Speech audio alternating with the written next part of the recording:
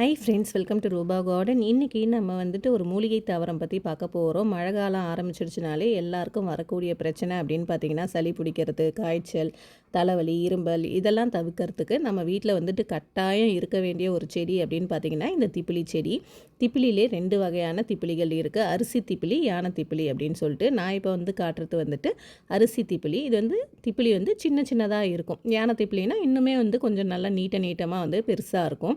இந்த இலைகளையும் வந்து பார்த்திங்கன்னா வெத்தலை மாதிரி நம்ம வந்து பயன்படுத்தலாம். கஷாயம் வைக்கும்போது, ஆவி பிடிக்கும் போதெல்லாம் இந்த இலைகளை வந்துட்டு பயன்படுத்தி நம்ம வந்து யூஸ் பண்ணிக்கலாம். இந்த திப்பிலியை வந்து நம்ம பச்சையாக வந்து பயன்படுத்தக்கூடாது. இது வந்து சளி பிடிக்கிறதுக்கு காரணமாக இருக்கும்னு சொல்கிறாங்க.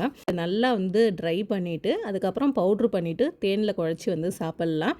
இந்த செடியை வந்து வீட்டு தோட்டமாக இருக்கட்டும், மாடி தோட்டமாக இருக்கட்டும், ரொம்ப சுலபமாக வந்து வளர்க்கலாங்க. நீங்கள் இப்போ வீட்டு தோட்டத்தில் வைக்க போகிறீங்கன்னா நல்ல நிழலான இடத்துல ஒரு மரத்துக்கடியில் வச்சு விட்டுட்டிங்கன்னா நல்லா படர்ந்து நல்லா வளர ஆரம்பிச்சிடுங்க. இதே மாடி தோட்டத்தில் வைக்கிறீங்கன்னா நீங்கள் வந்துட்டு நார்மல் சைஸ் 8 இன்ச் பாட் கூட போதும். இல்லை உங்களுக்கு செடி பெருசாக வேணும்னா அதுக்கு தகுந்த சைஸில் பாட் வந்து எடுத்துக்கோங்க.